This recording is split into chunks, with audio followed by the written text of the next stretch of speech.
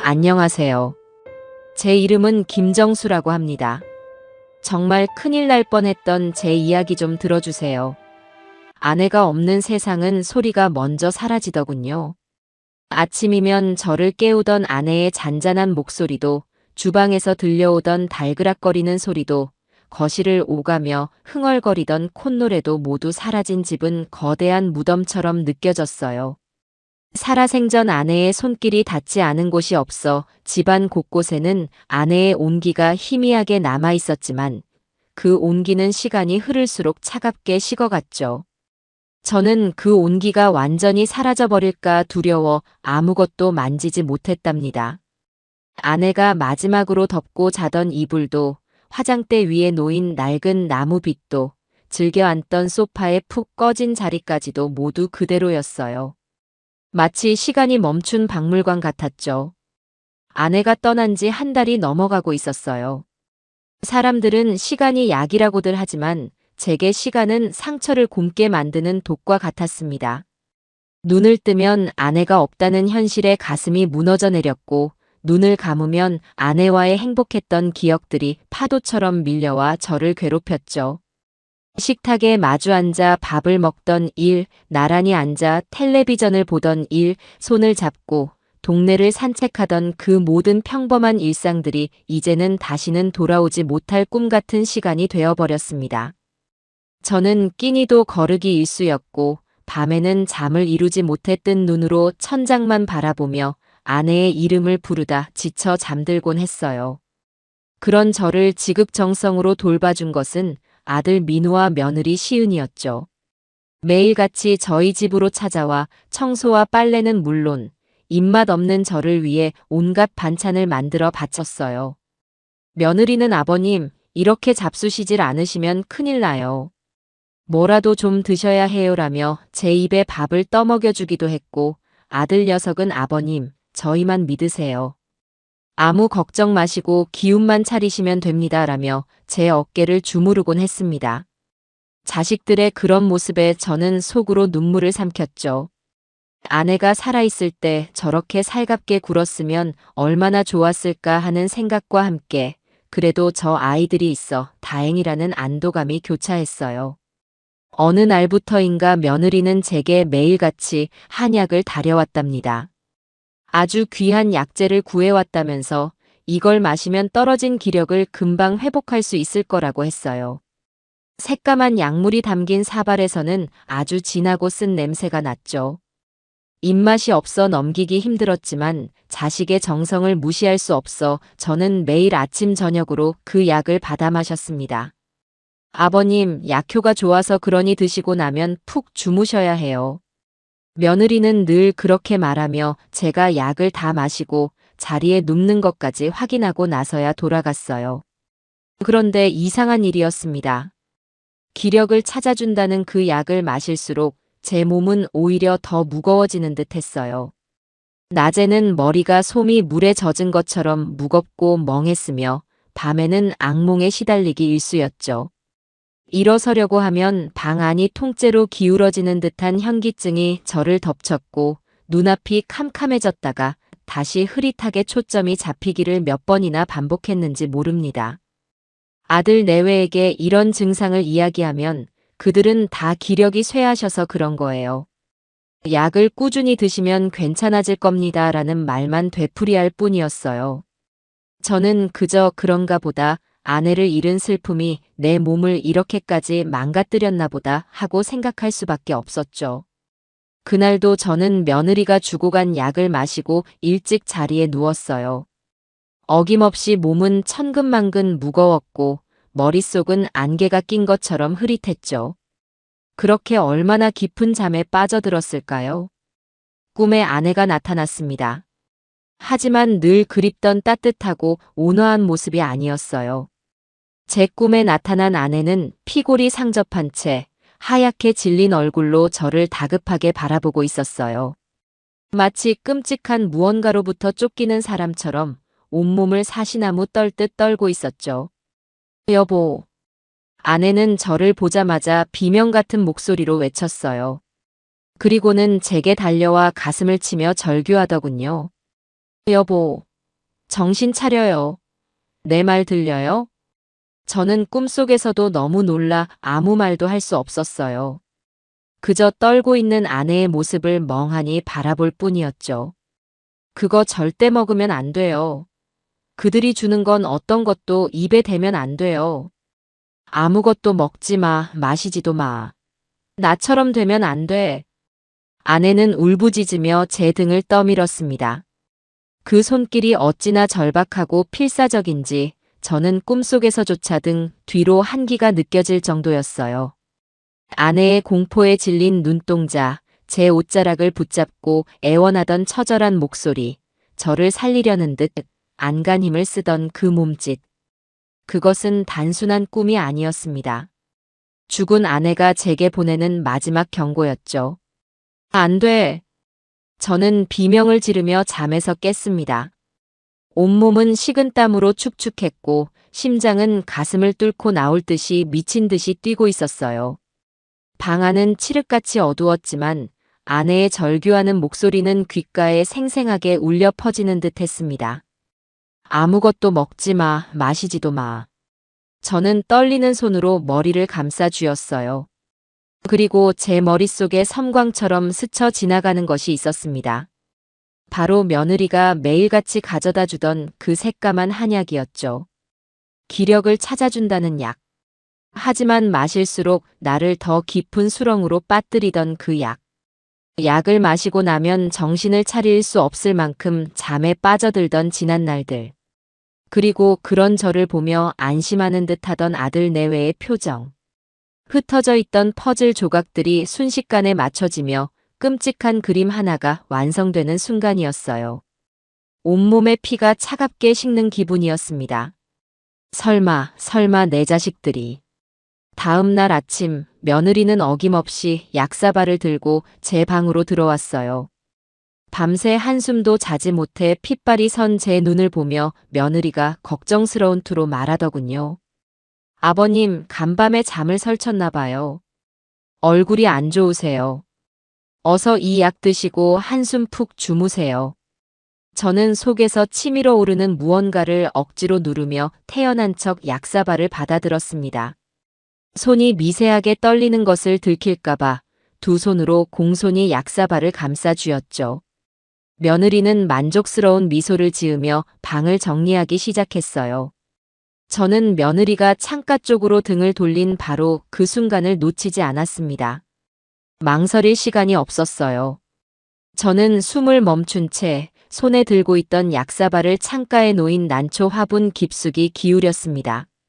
새까만 약물이 소리 없이 흙 속으로 스며드는 것을 보며 저는 심장이 멎는 것 같았죠. 역시 약이 쓰긴 쓰네. 저는 빈 사발을 내려놓으며 일부러 입맛을 다시는 소리를 냈습니다. 제 연기에 돌아선 며느리는 아무것도 의심하지 않는 눈치였어요. 몸에 좋은 약은 입에 쓴 법이에요, 아버님. 이제 좀 누우세요. 저는 며느리가 시키는 대로 자리에 누워 눈을 감았습니다. 이불 속에서 두 주먹은 부들부들 떨리고 있었죠. 며느리는 제 머리맡에 잠시 서 있다가 제가 잠들었다고 생각했는지 조용히 방을 나갔습니다. 방문이 닫히는 소리를 들으며 저는 천천히 눈을 떴어요. 제 눈에서는 더 이상 눈물이 흐르지 않았습니다. 아내를 잃은 슬픔은 온데간데 없이 사라지고 그 자리에는 차가운 분노와 살아야겠다는 강렬한 의지만이 남았습니다. 아내가 목숨을 걸고 제게 남긴 마지막 경고를 저는 결코 헛되이 할 수 없었습니다.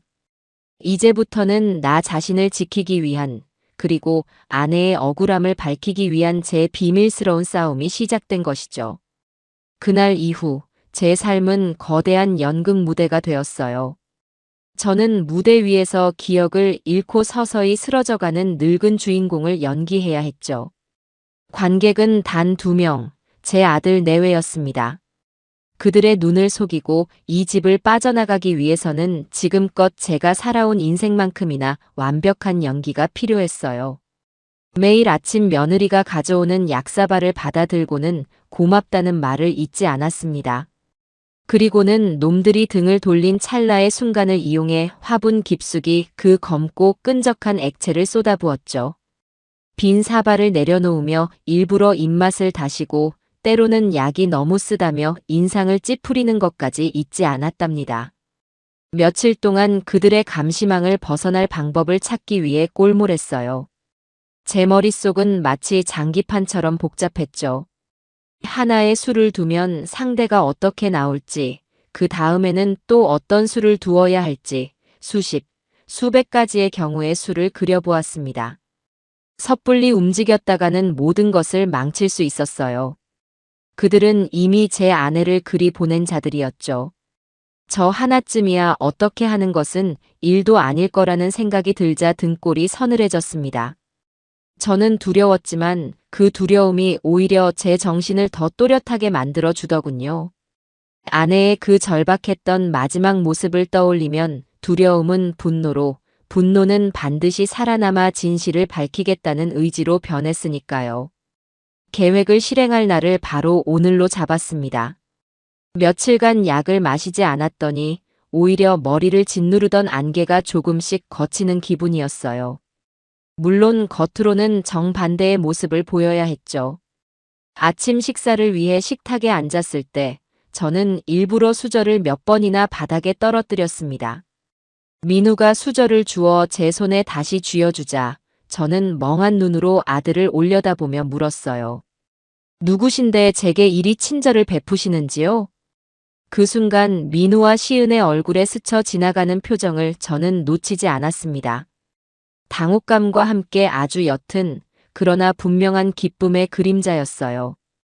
저의 상태가 자신들의 계획대로 아주 순조롭게 흘러가고 있다는 확신에서 비롯된 표정이었죠. 시은이 걱정스럽다는 듯 과장된 목소리로 말하더군요. 아버님, 저 시은이에요. 민우 씨 쳐요. 왜 이러세요? 정신 차리세요. 저는 그저 눈만 끔뻑이며 멍하니 그들의 얼굴을 번갈아 볼 뿐이었습니다. 식사를 마친 후 거실 소파로 자리를 옮겼을 때가 바로 결정적인 순간이었죠. 저는 자리에서 일어서는 척하다가 다리에 힘이 풀린 것처럼 과장되게 비틀거렸습니다. 그리고는 거실 바닥에 쿵 소리가 나게 그대로 쓰러졌어요. 물론 다치지 않기 위해 몸의 충격을 최소화하는 법 정도는 알고 있었습니다. 잠시 숨을 멈추고 쓰러져 있자 두 녀석이 비명을 지르며 제게 달려오는 것이 느껴졌어요.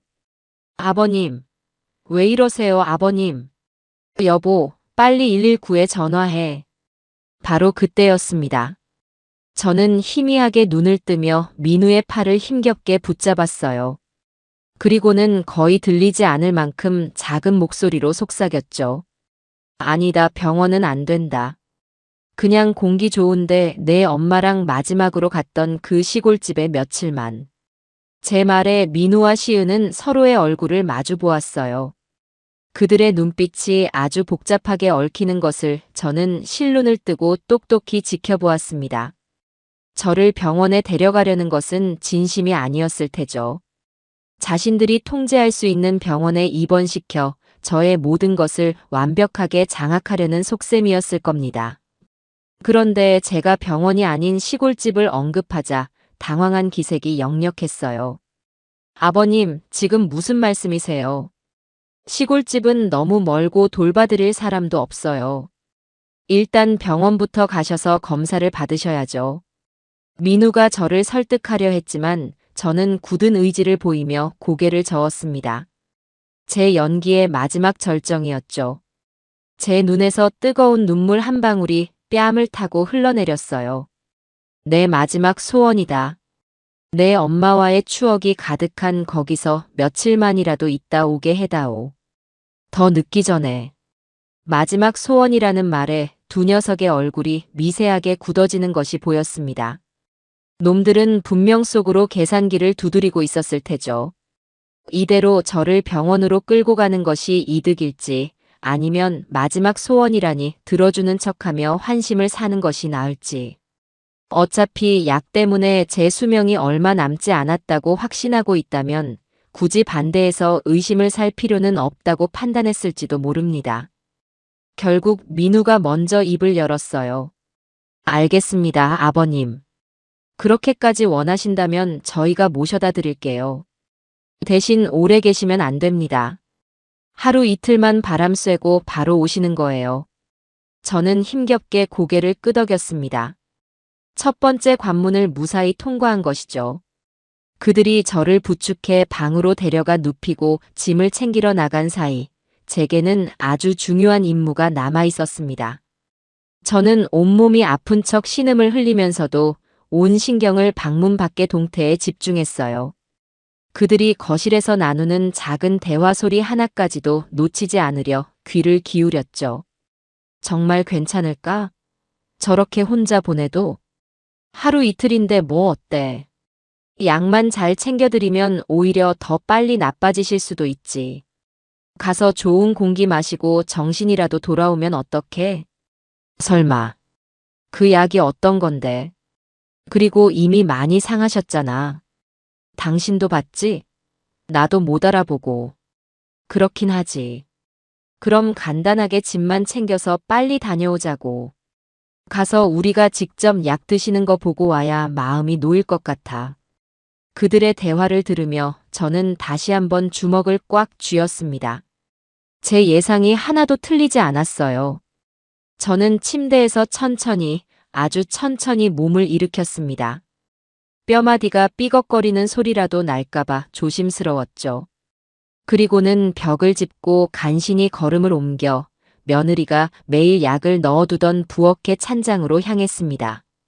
찬장을 열자 아니나 다를까 한약 포장지가 가득 담긴 상자가 있었어요. 저는 그 안에서 약을 짜고 남은 찌꺼기가 담긴 포장지 몇 개를 몰래 주머니에 쑤셔 넣었습니다. 그리고는 제가 늘 마시던 찻잎통을 열어 찻잎 약간을 다른 주머니에 옮겨 담았죠. 마지막으로 가장 중요한 증거가 남아 있었어요. 바로 제 침실의 환풍구였죠. 아내의 꿈과 제 몸의 이상 증세를 생각했을 때 그들이 약에만 무언가를 넣었을 리 없다는 생각이 들었습니다. 제가 잠든 사이 제 호흡기를 통해 몸으로 들어오는 무언가가 분명히 있을 거라는 확신이 있었어요. 저는 다시 침실로 돌아와 아픈 몸을 이끌고 의자를 가져왔습니다. 의자 위에 올라서서 천장에 달린 작은 환풍구 덮개를 조심스럽게 열었어요. 그리고는 안쪽에 뽀얗게 쌓인 먼지를 손가락으로 긁어내 미리 준비해둔 작은 비닐 약봉지에 담았습니다. 이 모든 것을 하는데 걸린 시간은 불과 몇 분이었지만 제게는 몇 시간처럼 길고 아슬아슬하게 느껴졌습니다. 모든 증거물을 주머니 깊숙이 숨기고 다시 침대에 누웠을 때 때마침 민우가 방문을 열고 들어왔어요. 아버님, 준비 다 됐어요. 이제 출발하시죠. 저는 아무것도 모른다는 듯 힘겹게 몸을 일으켰습니다. 아들의 부축을 받으며 집을 나서는 순간 저는 뒤를 돌아보지 않았습니다. 아내와의 행복한 추억이 가득했던 이 집은 이제 제게 끔찍한 감옥이자 진실을 밝혀야 할 범죄 현장이 되어버렸으니까요. 시골집으로 향하는 차 안에서 저는 창밖으로 빠르게 스쳐 지나가는 풍경들을 멍하니 바라보았어요. 민우는 운전을 하며 간간히 백미러로 제 상태를 살폈고 옆자리에 앉은 시은은 걱정스럽다는 표정으로 계속해서 말을 걸어왔죠. 아버님, 불편한 데는 없으세요? 거의 다 왔으니 조금만 참으세요. 저는 그저 기력이 없다는 듯 고개를 끄덕이거나 짧게 대답할 뿐이었습니다.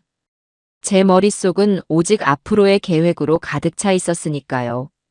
물론 저는 시골집으로 갈 생각이 전혀 없었습니다. 제 목적지는 단 한 곳, 이 도시의 외곽에서 조용히 살고 있는 제 오랜 친구 박철민의 집이었죠. 철민이는 평생을 형사로 살아온 친구였습니다. 정년 퇴직을 한 지는 꽤 됐지만 여전히 웬만한 젊은 형사들보다 날카로운 직감과 추리력을 가지고 있는 사람이었어요. 제가 믿고 이 모든 상황을 털어놓을 수 있는 유일한 사람이기도 했죠. 저는 차가 시골집으로 향하는 갈림길에 거의 다다랐을 때 다시 한번 아픈 연기를 시작했습니다. 갑자기 가슴을 부여잡고 거친 숨을 몰아쉬었죠. 아무래도 안 되겠다. 숨이 너무 차서 여기까지만 데려다 주면 내가 알아서 택시를 타고 가지. 너희는 어서 돌아가거라. 제 갑작스러운 행동에 민우와 시은은 크게 당황했어요. 아버님, 그게 무슨 말씀이세요? 저희가 집 앞까지 모셔다 드린다니까요. 아니다. 너희가 있으면 내가 마음이 불편해서 더 그런다. 그냥 여기서 내려다오. 부탁이다. 저는 완강하게 버텼습니다. 놈들의 입장에서는 저를 길 한복판에 내려놓고 가는 것이 마음에 걸렸겠지만 한편으로는 빨리 상황을 마무리하고 돌아가고 싶은 마음도 있었을 테죠. 몇 번의 실랑이 끝에 결국 놈들은 제 고집을 꺾지 못했습니다. 민우는 그럼 저희가 택시라도 잡아드릴게요. 정말 괜찮으시겠어요? 라며 마지막까지 착한 아들인 척 연기를 하더군요. 저는 고개를 끄덕였고 잠시 후에 도착한 택시에 몸을 실었습니다. 택시가 출발하고 나서야 저는 백미러를 통해 멀어지는 아들 내외의 차를 바라보았어요. 제 시야에서 그들의 차가 완전히 사라졌을 때 저는 택시 기사님에게 새로운 목적지를 말했습니다. 기사님, 죄송하지만 주소 좀 바꾸겠습니다. 철민이의 집은 도시의 소음이 닿지 않는 한적한 곳에 있었어요. 작은 텃밭과 마당이 딸린 단층 집이었죠. 제가 택시에서 내리자 마당에서 텃밭을 가꾸던 철민이가 저를 보고는 깜짝 놀라 달려왔습니다. 아니, 정수 너 아니냐? 이 시간에 웬일이야? 무슨 일 있어? 평생의 친구는 제 얼굴에 드리운 어두운 그림자를 단번에 알아보더군요. 저는 친구의 부축을 받으며 집 안으로 들어갔습니다. 집 안은 소박했지만 아주 깔끔하게 정돈되어 있었어요. 은은하게 퍼지는 흙냄새와 나무 냄새가 제 긴장된 마음을 조금은 편안하게 해주는 것 같았죠. 철민이는 제게 따뜻한 물 한 잔을 건네며 말없이 저를 바라보았습니다. 제가 먼저 입을 열 때까지 묵묵히 기다려주는 친구의 배려가 고마웠어요. 저는 어디서부터 어떻게 이야기를 시작해야 할지 몰라 한참을 망설였습니다. 그리고는 주머니 깊숙한 곳에서 제가 몰래 챙겨온 약병과 비닐봉지를 꺼내 테이블 위에 올려놓았죠. 철민아, 나 좀 도와줘야겠다. 아무래도 내가 단단히 잘못된 것 같아. 저는 지난 한 달간 제게 일어났던 모든 일들을 친구에게 털어놓기 시작했습니다. 아내의 죽음 이후 깊어진 슬픔, 아들 내외의 과도한 친절, 매일 마셔야 했던 한약과 그 약을 마신 뒤부터 시작된 이상 증세, 그리고 결정적으로 아내가 나타났던 그 끔찍했던 꿈 이야기까지. 제 이야기를 듣는 내내 철민이는 아무 말도 하지 않았어요. 그저 미간을 찌푸린 채 제 이야기에만 집중했죠. 평생 수많은 사건 파일을 들여다봤을 그의 눈이 그 어느 때보다 날카롭게 빛나고 있었습니다. 모든 이야기를 마쳤을 때 방 안에는 무거운 침묵이 흘렀어요. 철민이는 테이블 위에 놓인 증거물들을 한참 동안 말없이 바라보더군요. 그리고는 낮은 목소리로 제게 물었습니다. 그래서 너는 민우랑 너의 며느리가 너의 아내를, 그리고 너까지도. 친구는 차마 말을 끝까지 잇지 못했지만 저는 그 뒷말이 무엇인지 알 수 있었어요. 저는 힘겹게 고개를 끄덕였습니다. 처음에는 믿고 싶지 않았어. 내 아들인데, 내 자식인데 어떻게 그런 끔찍한 생각을 할 수 있겠나 싶었지. 하지만 모든 정황이, 모든 조각들이 너무나도 정확하게 하나의 그림을 가리키고 있어. 철민이는 자리에서 일어나 방 안을 천천히 서성거리기 시작했어요. 오랜 형사의 버릇이었죠. 생각이 복잡할 때면 늘 저렇게 좁은 공간을 빙빙 돌곤 했습니다. 한참 후에 걸음을 멈춘 친구가 제게 말했어요. 알겠다. 일단은 내 말이 모두 사실이라는 가정하에 움직여야겠구나. 내가 가져온 이것들, 내가 아는 사람 통해서 바로 성분 분석부터 맡겨보겠다. 결과가 나오려면 며칠 걸릴 거야. 그동안 너는 여기 내 집에 머물러. 절대 아무에게도 연락하지 말고 특히 민우 녀석에게는 더더욱. 알겠지? 저는 친구의 말에 다시 한번 고개를 끄덕였습니다. 혼자서는 도저히 감당할 수 없을 것 같던 막막함과 두려움이 친구의 단호하고 믿음직한 목소리를 듣자 조금은 가시는 것 같았어요.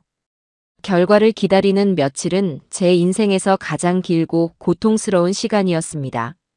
저는 철민이의 집에서 꼼짝없이 머물며 바깥 세상과 단절된 채 지냈어요. 민우에게서는 몇 번이나 전화가 왔지만 철민이의 조언대로 저는 단 한 통의 전화도 받지 않았습니다. 제 머릿속은 온갖 상상과 추측으로 들끓었죠. 만약 내 생각이 틀렸으면 어떡하지? 모든 것이 아내를 잃은 슬픔 때문에 생긴 내 망상이라면? 하지만 그럴 때마다 꿈속 아내의 절박한 얼굴과 제 몸을 짓누르던 이상한 무기력감이 떠올라 고개를 저었습니다.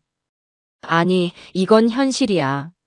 내가 지금 겪고 있는 명백한 현실이라고. 그러던 중 저는 아내의 유품을 정리하다가 가져온 작은 손가방을 무심코 열어보게 되었어요. 아내가 늘 가지고 다니던 낡은 가방이었죠. 가방 안에는 손수건과 작은 거울, 그리고 약국에서 받아온 듯한 낡은 약 봉투 몇 개가 들어 있었습니다. 무심코 그 약 봉투들을 살펴보던 제 손이 순간 그대로 멈추었습니다. 약 봉투 하나는 약국 이름과 날짜가 인쇄된 평범한 봉투였지만 다른 하나는 아무것도 인쇄되지 않은 하얀 봉투였어요. 그리고 그 하얀 봉투의 뒷면에 아내의 희미한 글씨체로 무언가 적혀 있는 것이 보였습니다. 어지러움. 숨이 참. 민우가 준 차를 마신 뒤부터 그 짧은 문장을 읽는 순간 제 심장이 바닥으로 쿵 하고 떨어지는 것 같았습니다. 온몸에 피가 역류하는 듯한 충격에 숨을 쉴 수 없었어요. 아내 역시 저와 똑같은 증상을 겪었던 겁니다. 그리고 그 원인이 민우가 준 차 때문이라는 것까지 어렴풋이 짐작하고 있었던 것이죠. 저는 떨리는 손으로 약 봉투를 구겨 쥐었습니다. 이것으로 모든 것이 명백해졌어요. 더 이상의 의심도 망설임도 없었습니다. 제 아내는 병으로 세상을 떠난 것이 아니었어요.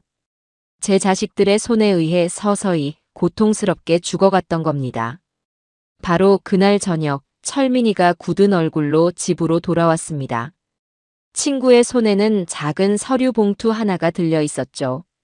성분 분석 결과가 나온 것이었습니다. 철민이는 아무 말 없이 봉투를 열어 내용물을 제게 건넸어요. 제 눈에 들어온 것은 알아볼 수 없는 여러 화학 기호와 숫자들의 나열이었습니다. 철민이가 서류의 내용을 하나씩 짚어가며 차분하게 설명해 주었죠.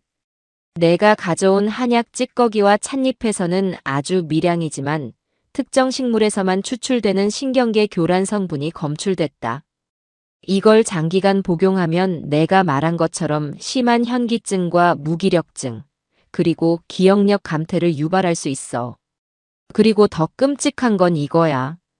철민이가 가리킨 곳은 환풍구 먼지 분석 결과였습니다. 내 침실 환풍구에서는 아주 유해한 곰팡이 포자가 다량으로 발견됐어. 이건 일반적인 환경에서는 절대 이렇게 많이 번식할 수 없는 종류야. 누군가 인위적으로 배양하지 않고서는 불가능한 수치지. 이걸 밤새 호흡기로 마셨다고 생각해봐. 폐 기능이 서서히 망가지고 결국에는. 친구는 말을 멈추었지만 저는 모든 것을 이해했습니다. 아내의 마지막이 어떠했을지, 그들이 저에게 무엇을 하려 했는지가 눈앞에 선명하게 그려졌습니다. 눈물이 나오지 않았어요. 슬픔이라는 감정은 이미 오래전에 메말라 버린 듯 했습니다. 제 가슴 속에는 차갑고 단단한 분노만이 용암처럼 들끓고 있었죠. 저는 친구를 바라보며 말했습니다. 철민아, 이제부터 시작이야. 내 아내를 위해서, 그리고 나 자신을 위해서. 저것들이 자신들의 죄에 대한 대가를 반드시 아주 혹독하게 치르게 만들어야겠습니다.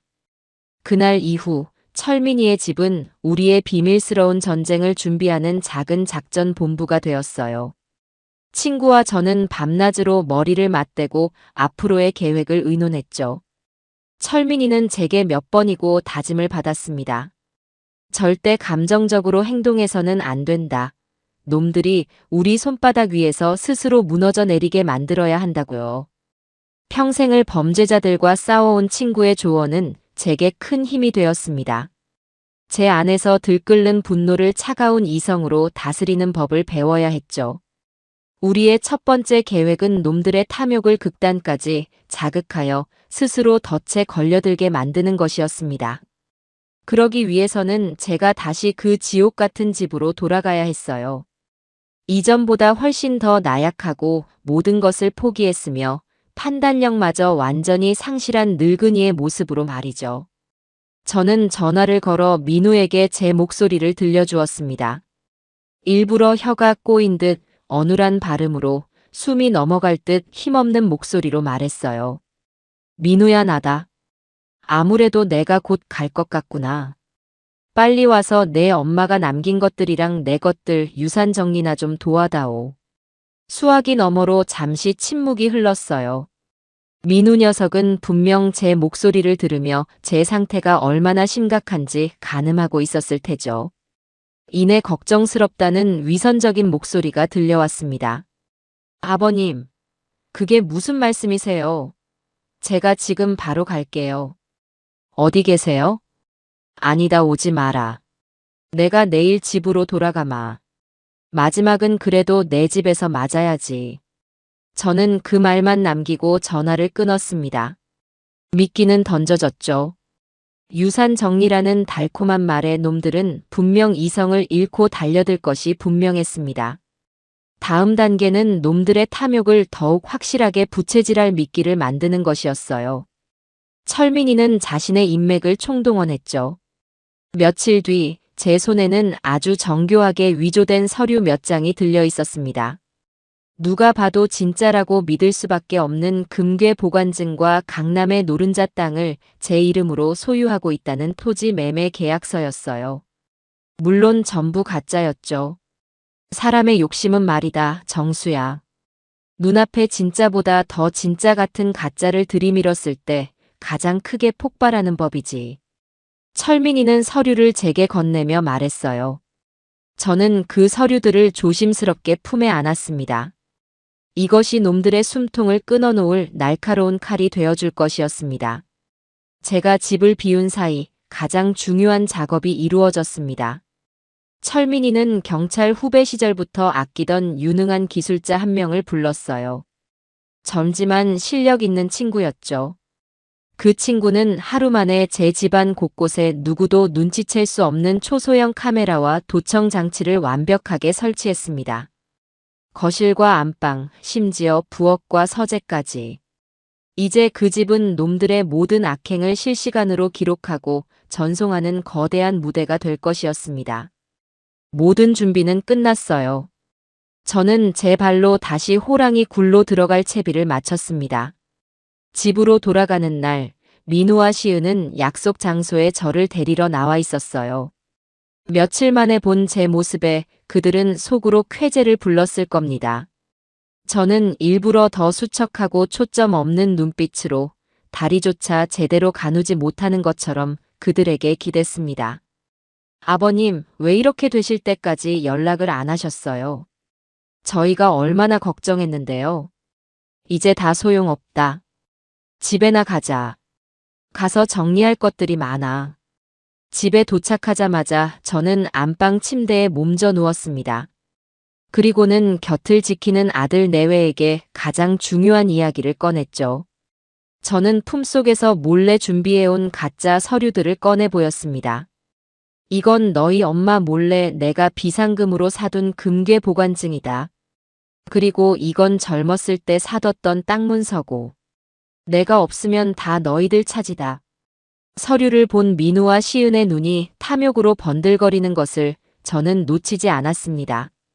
그들은 서로 눈빛을 교환하더니 이내 제 손을 잡고 거짓 눈물을 흘리기 시작했어요. 아버님, 저희는 그런 거 다 필요 없어요.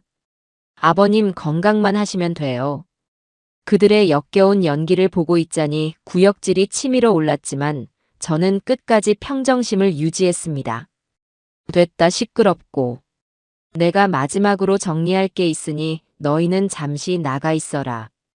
그리고 내가 죽기 전에 꼭 먹고 싶은 게 있는데. 저기 시장에 가서 내 엄마가 자주 사오던 그 잉어 좀 사오너라. 직접 푹 고아서 마지막으로 한번 먹어보고 싶구나. 저는 일부러 그들을 집 밖으로 내보냈습니다. 그들에게는 제가 마지막 음식을 먹고 싶어 하는 것처럼 보였겠지만 제 진짜 목적은 따로 있었죠.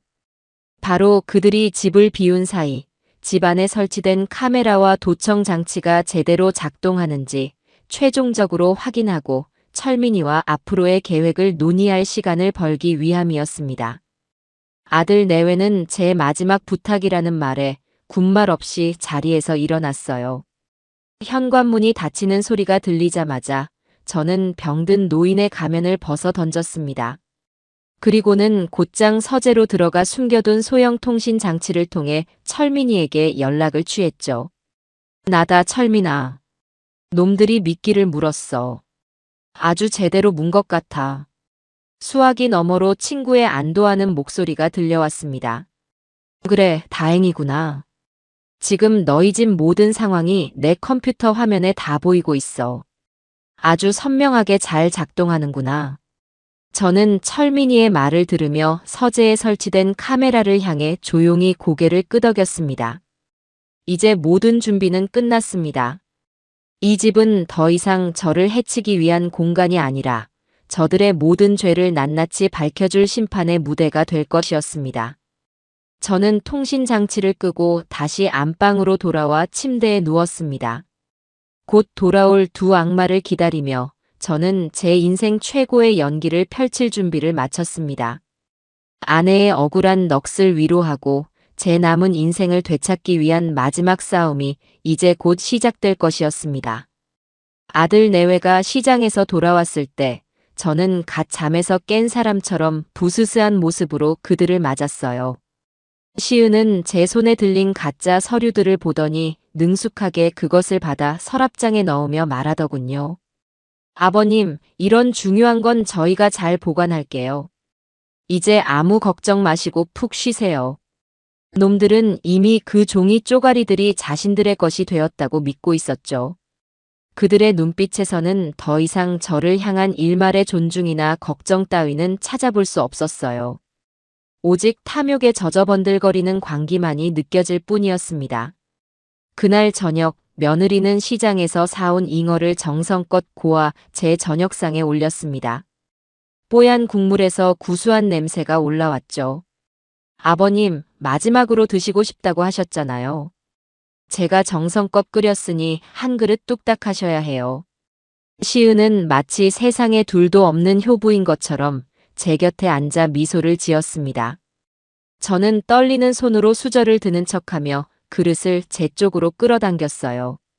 하지만 단 한 숟갈도 입으로 가져가지 않았죠. 제 귀에는 아주 작은 골전도 이어폰이 꽂혀 있었고 그 너머에서는 친구 철민이의 목소리가 들려오고 있었습니다. 정수야, 지금 시은이 녀석 표정이 아주 가관이구나. 내가 잉어 국물을 마시기만 기다리고 있어. 절대 마시면 안 된다. 마시는 척만 하고 나중에 내가 신호를 주면 처리해. 저는 국물을 한 숟갈 떠서 입으로 가져가는 척하다가 일부러 기침을 심하게 하며 수저를 떨어뜨렸습니다. 국물이 식탁 위로 튀었죠. 아이고, 내가 이제는 수저 하나 제대로 들 힘도 없구나. 한탄하는 제 모습에 시은은 조금도 의심하지 않고 휴지를 가져와 식탁을 닦았어요. 저는 그 틈을 이용해 국물 그릇을 침대 옆 작은 탁자로 옮겼습니다. 나중에 천천히 먹으마. 지금은 통 입맛이 없구나. 제 말에 민우와 시은은 더 이상 권하지 않더군요. 어차피 저라는 존재는 자신들의 계획에 따라 곧 사라질 운명이라고 생각했을 테니 굳이 밥 한 그릇에 연연할 필요도 없었을 겁니다. 그날 밤 저는 약을 먹고 깊이 잠든 척 연기했습니다. 물론 며느리가 주고 간 약은 이번에도 침대 밑에 숨겨둔 작은 병에 몰래 뱉어냈죠. 방 안의 모든 불이 꺼지고 집 전체가 깊은 정적에 휩싸였을 때 거실에서 두렁거리는 소리가 들려오기 시작했어요. 철민이가 설치한 고성능 마이크는 놈들의 작은 속삭임 하나까지도 놓치지 않고 제 귀로 생생하게 전달해 주었습니다. 오늘 아버님 보니까 정말 얼마 안 남으신 것 같지, 여보. 그러게 말이야. 말도 제대로 못하고 손도 벌벌 떨고 금괴랑 땅 문서까지 순순히 내놓으시는 거 보면 거의 다 됐다고 봐야지. 그나저나 그 금괴 진짜일까? 그거 팔면 우리 빚 다 갚고도 남는 거지. 진짜고 말고. 내가 아까 슬쩍 만져봤는데 묵직한 게 장난 아니더라. 땅도 강남이라니. 우리 어머니가 아버님 몰래 그런 걸 숨겨뒀을 줄은 꿈에도 몰랐네. 역시 사람은 죽을 때까지 속을 몰라. 저는 눈을 감은 채 이불 속에서 조용히 그들의 대화를 듣고 있었습니다. 어머니라는 말이 민우의 입에서 아무렇지도 않게 흘러나오는 순간 제 심장이 얼음장처럼 차가워졌어요. 저들은 자신들이 무슨 짓을 했는지조차 잊어버린 걸까요? 아니, 잊은 게 아니겠죠. 그저 자신들의 행동을 합리화하고 이제는 다음 목표물인 저에게만 집중하고 있을 뿐이었습니다. 시은의 목소리가 이어졌어요. 그럼 우리 이제 뭐부터 할까? 저 영감탱이 정리되면 바로 금괴부터 찾는 거야? 그리고 저 집도 빨리 팔아버려야지. 재수 없는 집이야, 정말. 영감탱이. 방금 전까지 아버님 하며 제 곁을 지키던 며느리의 입에서 나온 말이었습니다. 저는 치밀어 오르는 역겨움을 참기 위해 입술을 깨물었어요. 당연하지. 집 팔고, 금괴 팔고, 땅 팔고. 싹 다 정리해서 우리 빚부터 갚아야지. 그리고 당신 갖고 싶다던 그 외제차, 이번에 새로 나온 걸로 내가 한 대 뽑아줄게. 명품백도 원하는 만큼 사. 그동안 고생 많았잖아, 당신. 정말 고마워, 여보. 아, 생각만 해도 신난다. 이 지긋지긋한 빚쟁이들 전화도 안 받고 맨날 돈 때문에 싸울 일도 없고. 우리 이제 진짜 행복하게 살 수 있는 거지. 그들의 대화는 한편의 저질스러운 막장 드라마와도 같았습니다. 자신들의 부모를 한 명은 이미 저 세상으로 보냈고 다른 한 명은 곧 보낼 계획을 세우면서 그 대가로 얻게 될 부와 행복을 꿈꾸고 있었죠. 저는 그들의 모든 대화가 고스란히 녹음되고 있다는 사실에 안도하면서도 인간이라는 존재가 어디까지 추악해질 수 있는지에 대한 깊은 환멸을 느꼈습니다. 대화는 한참 동안 이어졌어요. 빚을 갚고 나서 어디로 이사를 갈지, 아이는 언제쯤 가질지, 해외여행은 어디로 갈지에 대한 희망에 부푼 계획들이었죠. 그 모든 계획의 대전제는 바로 저의 죽음이었습니다. 제 존재가 사라져야만 비로소 시작될 수 있는 그들의 행복. 저는 그들이 나누는 대화를 들으며 아내가 왜 그토록 절박하게 제게 도망치라고 소리쳤는지 다시 한번 깨달을 수 있었습니다. 아내는 이미 오래전부터 저 괴물들의 본 모습을 알고 있었던 겁니다. 한참 후 시은이 조심스럽게 말했어요. 근데 여보, 조금 불안하지 않아? 약효가 생각보다 더딘 것 같기도 하고. 어머니 때는 그래도 몇 달 만에 확 나빠지셨는데 아버님은 쓰러지셨다가도 다시 일어나시고. 이러다 우리 계획 들키는 거 아니야? 걱정 마. 내가 더 확실한 걸 구해왔으니까. 민우의 목소리는 아주 낮고 차분했어요. 전에 쓰던 것보다 훨씬 효과가 빠른 거야. 무색무취라 물에 타도 전혀 티가 안 나. 며칠만 더 고생하면 우리도 이 지긋지긋한 연극 끝낼 수 있어. 그 말을 끝으로 거실에 불이 꺼지는 소리가 들렸습니다. 저는 숨을 죽인 채 기다렸죠. 잠시 후 안방 문이 아주 조심스럽게 열리고 시은의 그림자가 방 안으로 스며들었습니다. 놈은 제가 깊이 잠들었다고 확신하고 있었죠. 저는 눈을 감고 규칙적인 숨소리를 내며 완벽하게 잠든 사람을 연기했어요. 시은은 제 머리맡으로 다가와 잠시 제 상태를 살피는 듯 했습니다. 그리고는 품속에서 작은 약포지 같은 것을 꺼내 제 머리맡에 놓인 물컵에 하얀 가루를 조심스럽게 털어 넣는 것이 희미한 달빛 아래 어렴풋이 보였습니다. 놈은 작은 숟가락으로 물을 몇 번 휘젓고는 아무 일도 없었다는 듯 조용히 방을 나갔습니다. 문이 닫히고 나서도 저는 한참 동안 움직일 수 없었어요. 제 머리맡에 놓인 저 물컵. 제가 만약 잠결에 목이 말라 저 물을 마셨다면 아침에 저는 다시 눈을 뜰 수 없었을지도 모릅니다.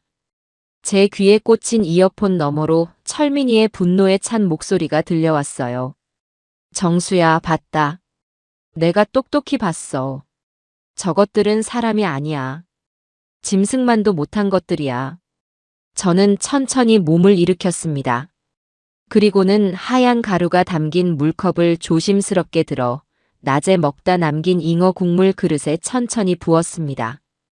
이제 모든 증거는 차고 넘칠 만큼 확보되었습니다. 더 이상 기다릴 필요가 없었어요.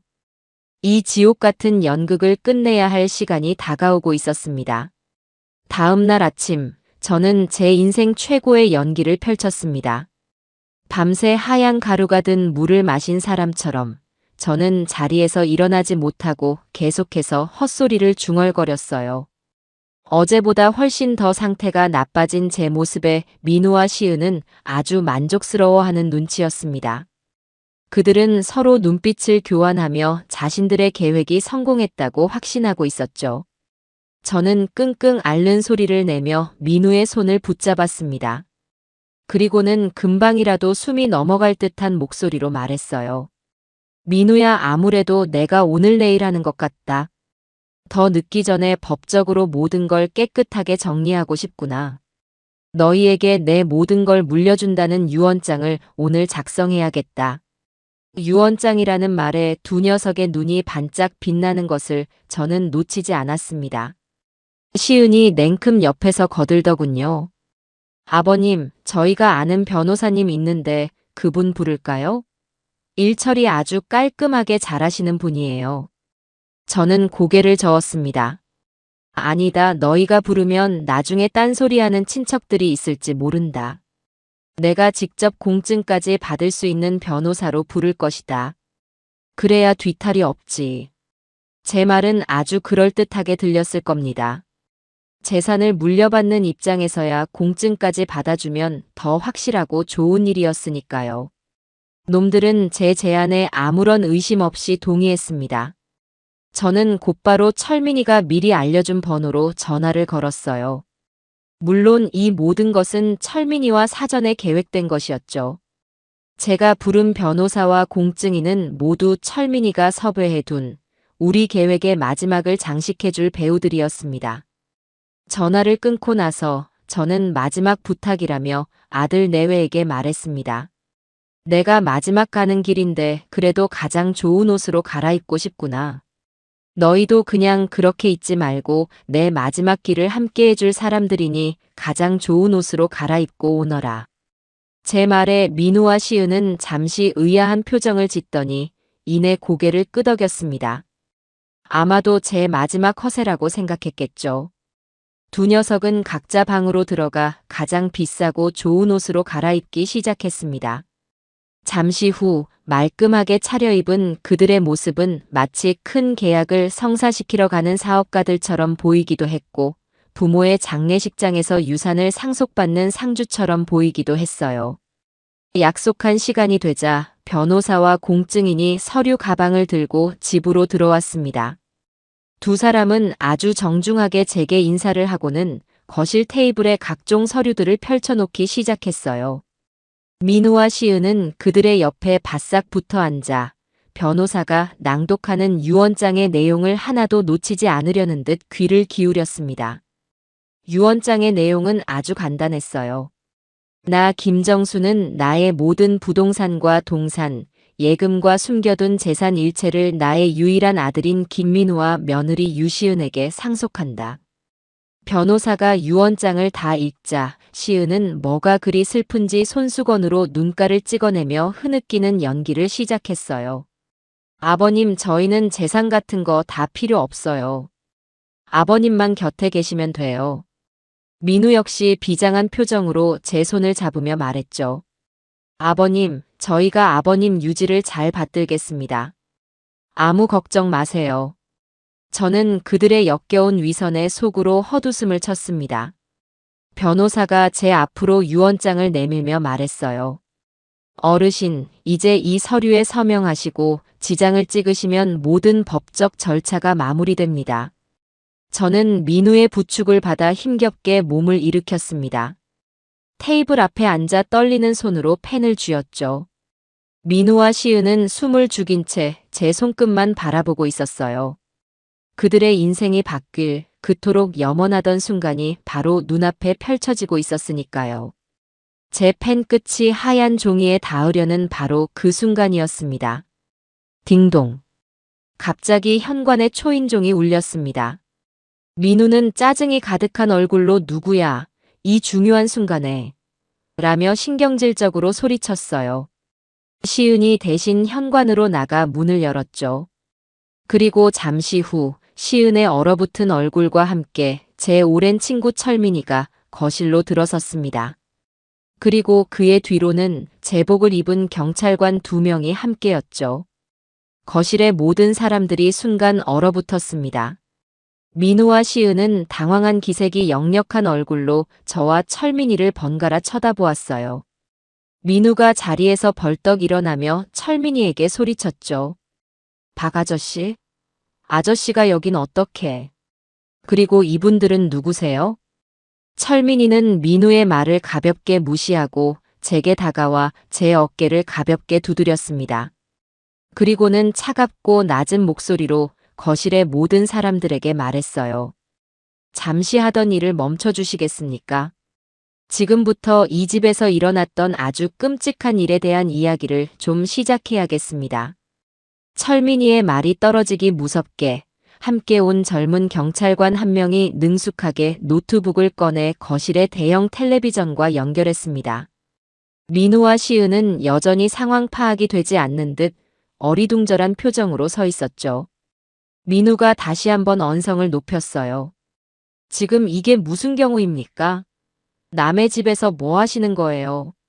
저희 아버님 마지막 가시는 길 준비하고 있는데 당장 나가주세요. 철민이는 그런 민우를 향해 아주 차가운 눈빛을 보냈습니다. 그리고는 나지막이 말했죠. 마지막 길. 그래, 누군가의 마지막 길이 될 뻔했지. 하지만 그게 내 아버지가 아니라 바로 너희 둘의 자유가 될 것 같구나. 그 순간 텔레비전 화면이 환하게 켜졌습니다. 화면에 나타난 것은 다름 아닌 바로 저희 집 거실의 모습이었어요. 화면 속에서는 민우와 시은이 소파에 앉아 다정하게 이야기를 나누고 있었죠. 바로 어젯밤 제가 잠든 척하며 들었던 그들의 대화였습니다. 화면 속에 민우가 말했어요. 금괴랑 땅 문서까지 순순히 내놓으시는 거 보면 거의 다 됐다고 봐야지. 화면 속에 시은이 웃으며 답했죠. 이 지긋지긋한 영감탱이 정리되면 바로 금괴부터 찾는 거야. 텔레비전에서 자신들의 목소리와 얼굴이 선명하게 흘러나오자 민우와 시은의 얼굴은 순식간에 하얗게 질려버렸습니다. 두 사람은 믿을 수 없다는 듯 텔레비전과 그리고 철민이를 번갈아 쳐다보았어요. 시은이 비명처럼 소리쳤죠. 이게 뭐야? 이게 왜 저기서 나와? 당신들 뭐야, 몰래카메라야? 하지만 영상은 멈추지 않았습니다. 잠시 후 화면은 안방으로 바뀌었고 달빛 아래 시은의 형체가 나타났죠. 그리고 잠든 제 머리맡에 물컵에 하얀 가루를 타는 장면이 아주 선명하게 느린 화면으로 재생되었습니다. 그 장면이 나오는 순간 시은은 다리에 힘이 풀린 듯 바닥에 그대로 주저앉고 말았습니다. 아니야, 저건 내가 아니야. 영상이 끝나자 거실에는 무거운 침묵이 흘렀습니다. 변호사와 공증인은 물론 민우와 시은까지 모두가 충격에 빠져 아무 말도 하지 못했죠. 철민이가 그 침묵을 깨고 입을 열었습니다. 그는 서류 가방에서 또 다른 서류 뭉치들을 꺼내 테이블 위에 펼쳐 놓았어요. 이것은 국립과학수사연구원의 공식 감정 결과 보고서입니다. 철민이는 첫 번째 서류를 들어보이며 말했어요. 김정수 씨의 침실 환풍구에서 채취한 먼지에서는 인체에 치명적인 유해 곰팡이 포자가 다량 검출되었습니다. 이는 절대 자연적으로 생성될 수 없는 양입니다. 또한 김정수 씨가 마셔온 한약과 찻잎에서는 장기간 복용 시 심각한 신경계 손상을 유발하는 성분이 검출되었습니다. 그리고는 두 번째 서류를 꺼내 들었죠. 이것은 유시은 씨가 어젯밤 김정수 씨의 물컵에 넣은 흰 가루의 성분 분석 결과입니다. 민우 씨가 얼마 전 불법적인 경로를 통해 구한 것과 동일한 성분으로 급성 심정지를 유발할 수 있는 아주 위험한 물질입니다. 마지막으로 철민이는 낡고 작은 약 봉투 하나를 테이블 위에 올려놓았습니다. 그리고 이것. 고인이 되신 김정수 씨의 아내분께서 마지막으로 남기신 메모입니다. 어지러움. 숨이 참. 민우가 준 차를 마신 뒤부터. 라고 적혀 있군요. 모든 증거가 공개되자 민우는 더 이상 버틸 수 없다는 듯 무릎을 꿇었습니다. 그는 제게 기어오다시피 다가와 제 바짓가랑이를 붙잡고 애원하기 시작했어요. 아버지. 제가 잘못했어요. 제가 정말 죽을 죄를 지었습니다. 빚 때문에 제가 잠시 정신이 나갔나 봐요. 제발 한 번만 용서해 주세요, 아버지. 시은 역시 바닥에 엎드려 통곡하며 외쳤죠. 아버님, 저희가 정말 잘못했어요. 다시는 안 그럴게요. 제발 저희를 용서해 주세요. 저는 자리에서 천천히 일어났습니다. 며칠간 연기해왔던 병든 노인의 모습은 온데간데 없었죠.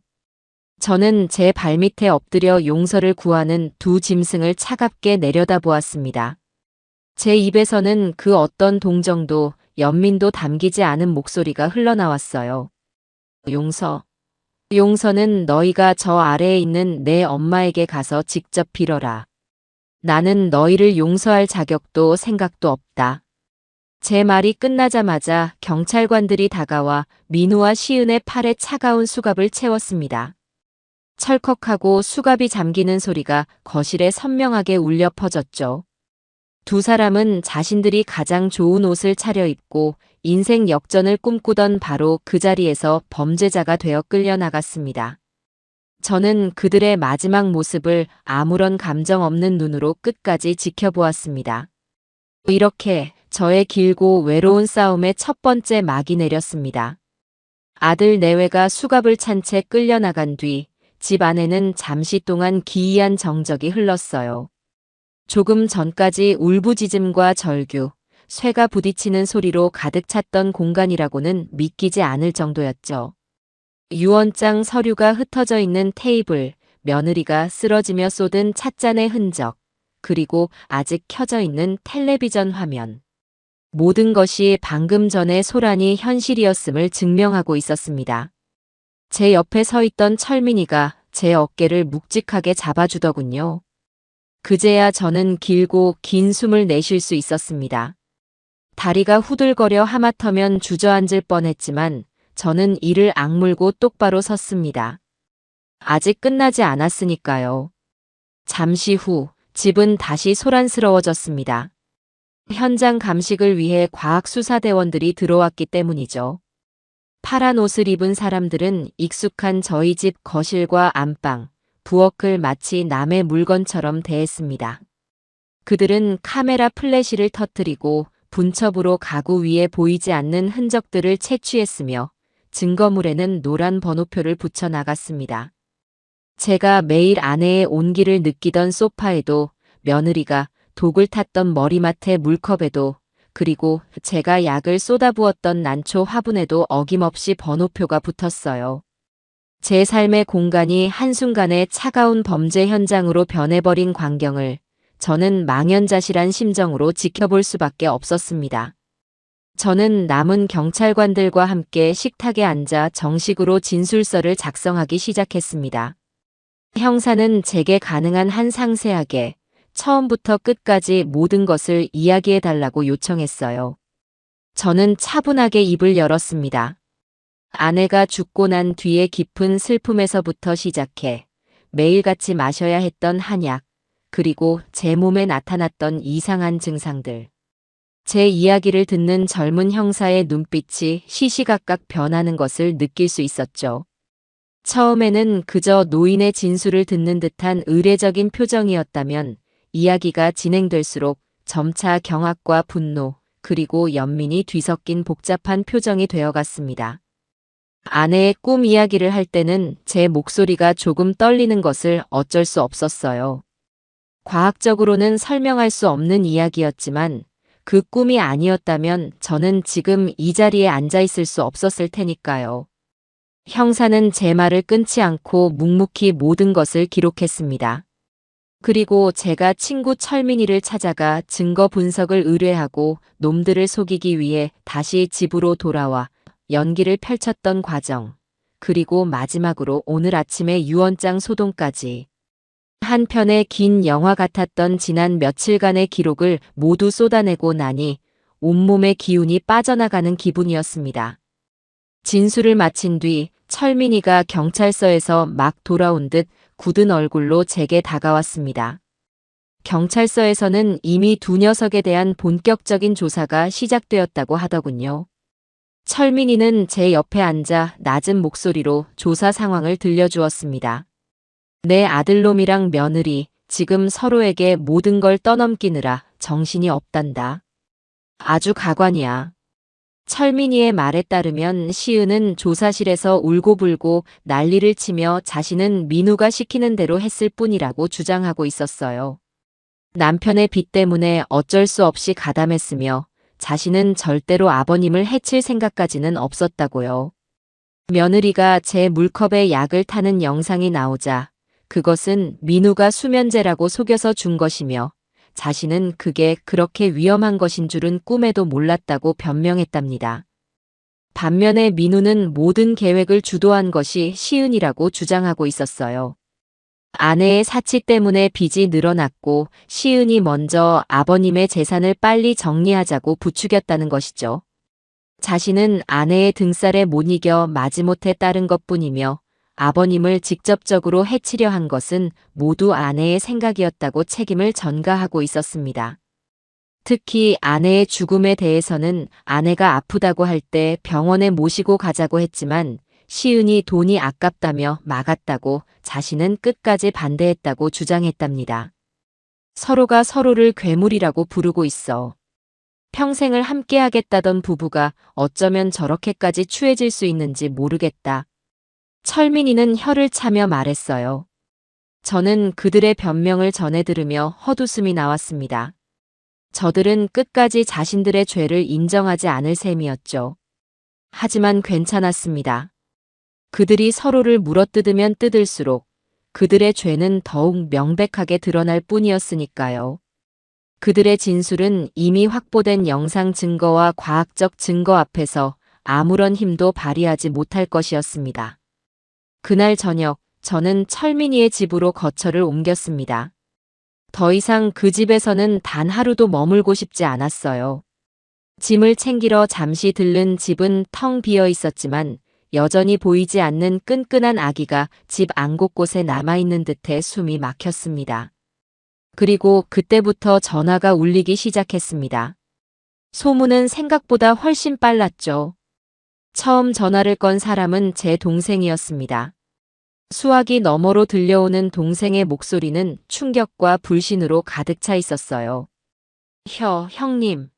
이게 대체 무슨 소리야? 민우가 형님한테 아니 형수님한테까지. 저는 담담하게 대답했습니다. 내가 들은 그대로다. 모두 사실이야. 동생은 한동안 말을 잇지 못하더니 이내 울먹이며 말했어요. 어떻게 그럴 수가 있어. 형님 괜찮으세요? 제가 지금 바로 올라갈게요. 아내의 여동생, 즉 처제에게서는 거의 절규에 가까운 전화가 걸려왔습니다. 형부, 우리 언니가 그렇게 간 게 아니었다면서요. 그 금수만도 못한 것들 때문에. 형부, 어떻게 해요? 우리 언니 너무 불쌍해서 어떡해요? 저는 처제를 위로하며 걱정하지 말라고 반드시 언니의 억울함을 풀어주겠다고 몇 번이고 다짐해야 했습니다. 모든 전화가 위로와 걱정만은 아니었어요. 몇몇 먼 친척들은 아무리 그래도 자식인데 어떻게 경찰에 신고까지 하냐, 뭔가 오해가 있었을 거다, 대화로 잘 풀지 그랬냐는 식의 어처구니 없는 말을 하기도 했죠.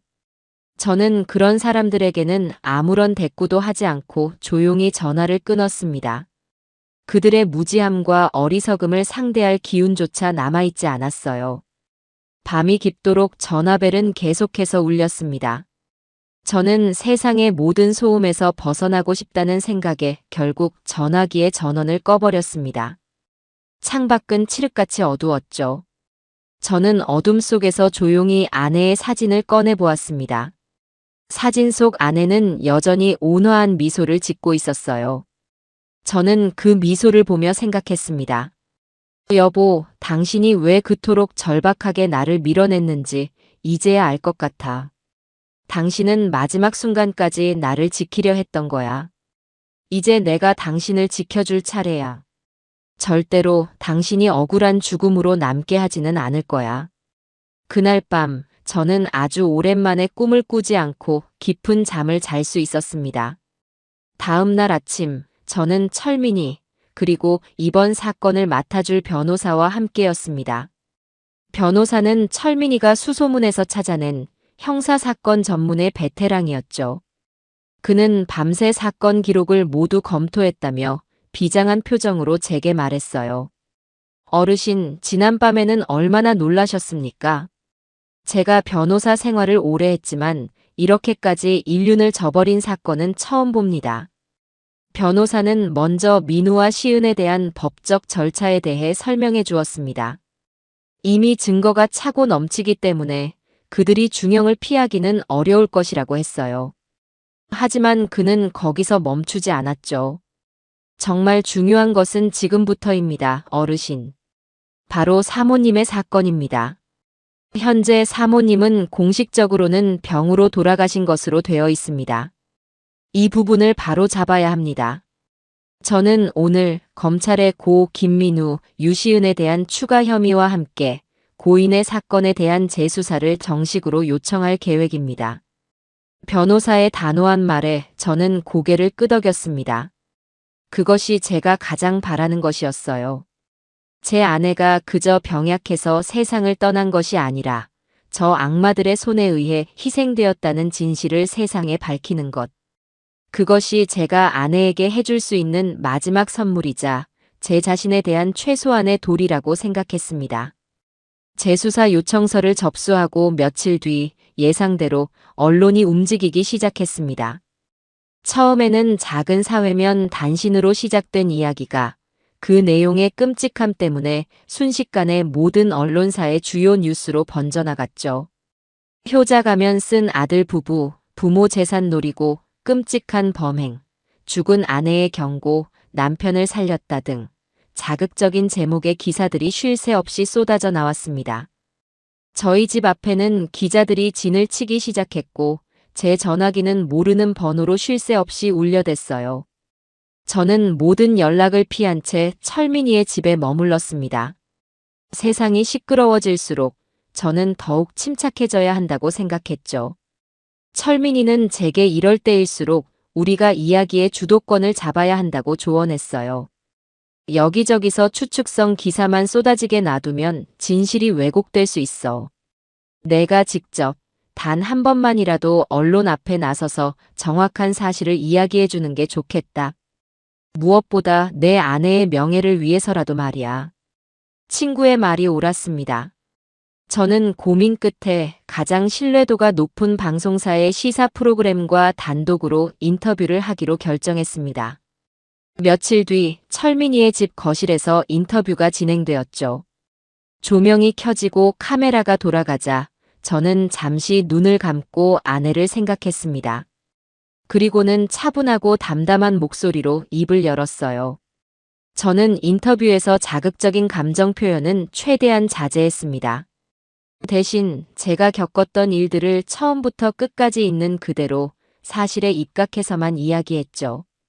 제 아내가 얼마나 따뜻하고 좋은 사람이었는지, 우리가 얼마나 평범하고 행복한 노년을 보내고 있었는지, 그리고 그 모든 것을 망가뜨린 것이 무엇이었는지에 대해서요.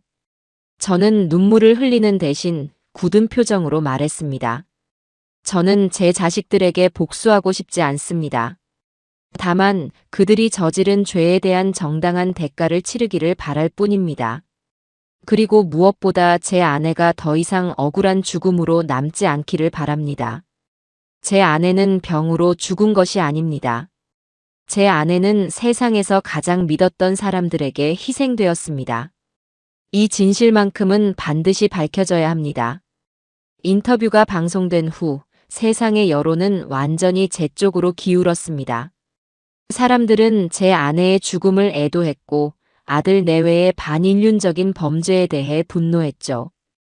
이전까지 저를 비난하던 몇몇 친척들조차 더 이상 제게 아무 말도 하지 못했습니다. 한편 구치소에 수감된 두 녀석은 자신들의 상황이 얼마나 불리한지 깨닫기 시작한 모양이었습니다. 저에게 매일같이 편지가 도착하기 시작했어요. 처음에는 시은에게서, 며칠 뒤에는 민우에게서 도착했죠. 삐뚤빼뚤한 글씨로 가득 찬 편지지의 내용은 거의 비슷했습니다. 아버님, 제가 정말 죽을 죄를 지었습니다. 빚에 눈이 멀어 잠시 악마에게 영혼을 팔았던 것 같습니다. 매일 밤 아버님과 어머님께 용서를 빌며 눈물로 밤을 지새우고 있습니다. 부디 못난 며느리를 한 번만 용서해 주십시오. 아버지, 아들 민우입니다. 제가 아버지를 그리고 어머니를 배신한 천하의 불효자입니다. 하지만 아버지, 저도 정말 어쩔 수가 없었습니다. 시은이의 낭비와 빚독촉에 시달리다 보니 저도 모르게 나쁜 마음을 먹었습니다. 이 모든 게 다 저를 잘못 만난 시은이 탓입니다. 부디 아들인 저를 외면하지 말아 주십시오. 저는 그 편지들을 단 한 줄만 읽고는 더 이상 읽지 않았습니다. 그들의 글에서는 단 한 줌의 진심도 느껴지지 않았기 때문이죠. 오직 자신들의 형량을 줄여보려는 얄팍한 계산과 동정심에 호소하려는 비겁함만이 가득했습니다. 심지어 마지막까지 서로에게 책임을 떠넘기는 추악함까지도요. 저는 그 편지들을 한데 모아 철민이와 함께 마당의 작은 아궁이에 던져버렸습니다. 편지지가 불꽃에 휩싸여 한 줌의 재로 변하는 것을 보며 저는 제 마음속에 남아있던 일말의 연민까지도 모두 태워버렸습니다. 저들에게는 용서가 아닌 오직 법의 냉엄한 심판만이 필요할 뿐이었죠. 시간이 흘러 첫 재판이 열리는 날이 다가왔습니다. 그날 아침 저는 아내의 영정 사진 앞에서 한참 동안 서 있었어요.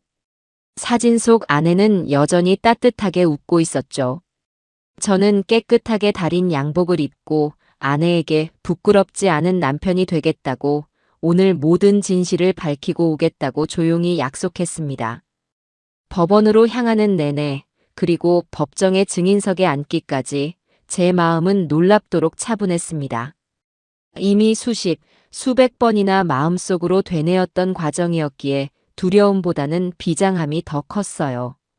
방청석은 기자들과 사람들로 가득 차 있었고 저는 피고인석에 앉아 고개를 푹 숙이고 있는 두 녀석에게는 단 한 번의 눈길도 주지 않았습니다. 재판이 시작되고 검사가 자리에서 일어나 공소 사실을 읽기 시작했습니다.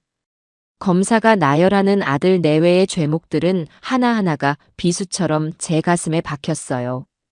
존속상해, 상해치사, 살인 예비 음모.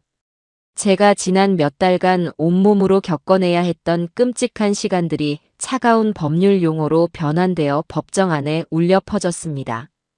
그리고 마침내 제가 증인석에 섰을 때 법정의 모든 시선이 제게로 쏠렸습니다. 검사의 질문에 따라 저는 다시 한번 그 지옥 같았던 시간들을 증언해야 했어요. 제 목소리는 떨리지 않았습니다.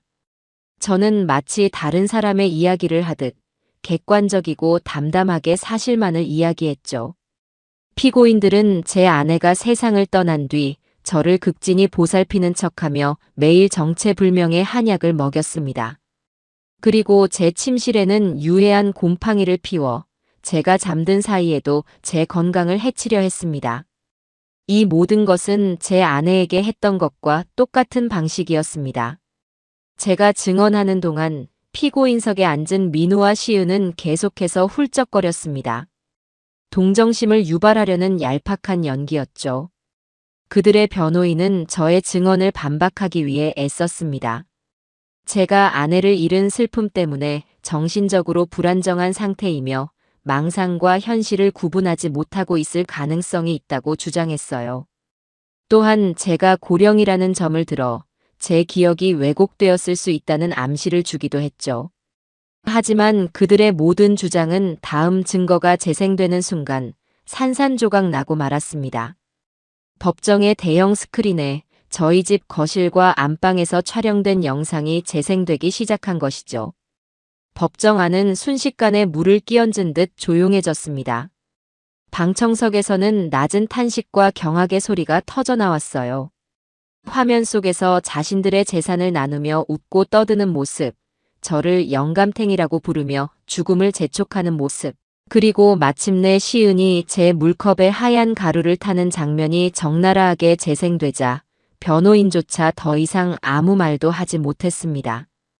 영상이 끝나자 검사는 국과수의 분석 보고서와 아내의 마지막 메모를 증거로 제출하며 그들의 범행을 명백히 입증했습니다. 모든 증거 조사가 끝나고 검사의 최종 논고가 이어졌습니다. 검사는 자리에서 일어나 피고인석을 향해 손을 뻗으며 엄중한 목소리로 외쳤어요. 존경하는 재판장님, 이번 사건은 단순한 재산 다툼이 아닙니다. 이 사건의 본질은 세상에서 가장 신뢰해야 할 부모를 상대로 그들의 목숨을 담보로 자신들의 탐욕을 채우려 한 반인륜적이고 폐륜적인 범죄입니다. 피고인들은 자신들을 낳아주고 길러준 부모의 은혜를 원수로 갚았으며 마지막 순간까지 반성의 기미조차 보이지 않고 서로에게 책임을 떠넘기는 추악한 모습을 보였습니다. 이들에게는 법이 허용하는 가장 엄중한 처벌을 내려주시어 다시는 이 땅에 이와 같은 끔찍한 비극이 반복되지 않도록 경종을 울려주시길 바랍니다. 검사의 논고가 끝나고 민우와 시은에게 최후 진술의 기회가 주어졌습니다. 두 사람은 흐느끼며 준비해온 반성문을 읽어내려갔지만 그 어떤 말도 더 이상 방청석과 재판부의 마음을 움직이지 못했습니다. 그리고 마침내 선고의 날, 저는 다시 법정에 섰습니다. 재판장이 자리에서 일어나 판결문을 읽기 시작했어요. 그 시간은 영원처럼 길게 느껴졌죠. 피고인 김민우, 유시은에 대한 판결을 선고하겠습니다.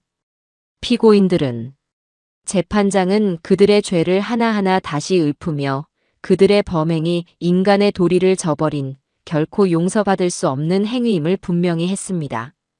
그리고 마침내 주문을 외웠죠. 피고인 김민우에게 징역 30년, 피고인 유시은에게 징역 25년을 선고한다. 판결이 내려지는 순간 시은은 비명을 지르며 그 자리에 쓰러졌고 민우는 망연자실한 표정으로 고개를 떨구었습니다. 방청석에서는 뒤늦은 정의의 실현에 안도하는 작은 술렁임이 일었죠. 저는 눈을 감았습니다. 기쁨도 슬픔도 분노도 아닌 아주 복잡하고 무거운 감정이 제 마음을 짓눌렀어요. 길고 길었던 싸움이 마침내 끝이 난 것이었습니다. 법정을 나오자 눈부신 햇살이 제 얼굴 위로 쏟아져 내렸습니다. 저는 하늘을 올려다보며 나지막이 속삭였어요. 여보, 이제 다 끝났어. 이제 정말 편히 쉬어요. 재판이 끝나고 모든 것이 제자리로 돌아온 것 같았지만 사실 아무것도 제자리인 것은 없었어요. 제 삶의 터전이었던 집은 더 이상 제게 안식처가 되어주지 못했죠. 현관문을 열고 들어설 때마다, 거실 소파에 앉을 때마다, 그리고 안방 침대에 누울 때마다 그날의 끔찍했던 기억들이 망령처럼 되살아나 저를 괴롭혔습니다. 행복했던 아내와의 추억은 어느새 악몽 같은 기억의 덮개 아래에 파묻혀 희미해져 갔고 집 안의 공기는 무겁고 탁하게만 느껴졌어요.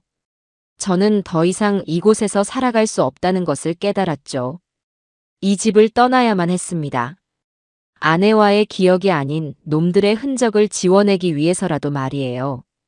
집을 부동산에 내놓기로 결심하고 짐을 정리하기 시작했습니다. 수십 년의 세월이 담긴 물건들을 하나씩 상자에 담는 일은 생각보다 훨씬 더 고된 과정이었어요. 그것은 단순히 물건을 정리하는 일이 아니라 제 아내와 함께했던 인생 전체를 반추하고 이별을 고하는 의식과도 같았죠. 낡은 앨범을 펼치자 흑백 사진 속에서 풋풋하게 웃고 있는 저와 아내의 모습이 보이더군요. 갓 결혼하여 이 집에 처음 들어왔을 때, 민우가 태어나 세 식구가 처음으로 함께 사진을 찍었을 때, 행복했던 순간들이 파노라마처럼 스쳐 지나가며 제 눈시울을 뜨겁게 만들었습니다. 이 행복이 어쩌다 이렇게까지 망가져 버렸을까? 어디서부터 잘못된 것이었을까? 답이 없는 질문들이 마음을 어지럽혔어요. 아내가 아끼던 부엌의 그릇들을 신문지에 하나씩 싸면서는 이 그릇에 담긴 아내의 음식들을 다시는 맛볼 수 없다는 생각에 가슴이 미어졌습니다. 아내가 뜨개질하던 털실 뭉치, 즐겨 읽던 낡은 소설책, 화장대 서랍 깊숙한 곳에 넣어둔 빛바랜 연애 편지까지. 모든 물건에는 아내의 손때와 이야기가 묻어 있었죠. 저는 그 물건들을 버릴 수가 없어 따로 상자를 만들어 차곡차곡 담았습니다. 이 기억들만큼은 제가 평생 안고 가야 할 제 삶의 일부였으니까요. 반면에 민우와 시은이 사용하던 방에 들어갔을 때는 아무런 감정도 느껴지지 않았습니다. 그들이 남기고 간 옷가지와 물건들은 제게 그저 생기 없는 쓰레기처럼 보일 뿐이었어요. 저는 미련 없이 그 모든 것을 커다란 자루에 담아버렸습니다. 그들과의 인연도, 그들에 대한 기억도 이 집과 함께 모두 비워내고 싶었어요. 짐을 정리하는 며칠 동안 저는 수없이 울고 또 수없이 마음을 다잡았습니다. 그것은 과거를 떠나보내고 새로운 삶을 맞이하기 위해 제가 반드시 치러야 할 통과 의례였죠. 집은 생각보다 빨리 팔렸습니다. 새로운 주인이 이사를 오기 전 저는 텅 빈 집을 마지막으로 둘러보았어요. 가구들이 사라진 공간은 낯설고 휑했지만 한편으로는 홀가분하기도 했습니다. 저는 집의 모든 창문을 활짝 열어 새로운 공기가 들어오게 했어요. 그리고는 집의 정중앙에 서서 나지막이 속삭였습니다. 고마웠다. 그리고 이제는 안녕. 집을 판 돈과 법적으로 온전히 되찾은 제 모든 재산을 정리하고 나니 생각보다 아주 큰 돈이 제 손에 남았습니다. 한평생 땀 흘려 정직하게 모은 돈이었고 아내와 함께 일군 소중한 결실이었죠. 하지만 이제 제게 이 돈은 아무런 의미가 없었어요. 이 돈 때문에 아내를 잃었고 자식을 잃었으니까요. 저는 이 돈을 어떻게 써야 가장 의미 있을지 며칠 밤낮으로 고민했습니다. 그러다 문득 아내가 생전에 늘 하던 말이 떠올랐어요. 여보, 나중에 우리가 더 늙고 힘이 없어지면 우리보다 더 어려운 노인들 도우면서 살아요. 가진 것 없어도 서로 의지하고 웃으면서 사는 게 진짜 행복 아니겠어요? 아내의 목소리가 귓가에 생생하게 들리는 듯 했습니다. 그 순간 제가 앞으로 무엇을 해야 할지 분명해졌죠. 저는 곧바로 변호사와 상의하여 제 재산의 대부분을 출연하여 공익재단을 만들기로 결심했습니다. 재단의 이름은 아내의 이름을 따서 수연복지재단이라고 지었어요. 재단의 목적은 단 하나 의지할 곳 없이 홀로 힘겹게 살아가는 어르신들을 돕는 것이었습니다. 돈 때문에 자식에게 버림받거나 아파도 병원에 가지 못하는 어르신들이 없도록 그분들의 마지막 생이 외롭거나 비참하지 않도록 돕는 것이었죠. 재단을 설립하는 과정은 생각보다 복잡했지만 저는 지치지 않았습니다. 오히려 하루하루 새로운 활력이 솟아나는 기분이었어요. 돈에 묻어있던 끔찍한 기억과 악의를 씻어내고 아내의 따뜻한 마음을 담아 새로운 의미를 부여하는 과정은 제게 큰 위안과 치유를 주었습니다. 마침내 모든 절차를 마치고 수연복지재단이라는 이름이 새겨진 현판을 보았을 때 저는 아주 오랜만에 소리 내어 울었습니다. 슬픔의 눈물이 아닌 감사와 감격의 눈물이었죠. 여보, 보고 있어. 당신 이름으로 이렇게 좋은 일을 하게 됐어. 하늘에서 기뻐해줘. 그러던 어느 날 철민이가 저를 찾아왔습니다. 민우와 시은의 항소심 결과가 나왔다는 소식을 전해주러 온 것이었죠. 그들은 끝까지 자신들의 형량이 무겁다며 항소를 했지만 재판부는 그들의 항소를 기각하고 원심을 확정했다고 합니다.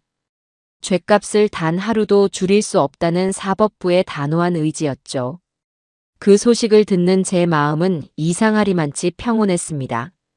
그들은 이제 자신들의 시간 속에서 자신들이 지은 죄의 무게를 평생 짊어지고 살아가게 될 것이었습니다. 그들과 저의 세상은 이제 완전히 분리된 것이죠.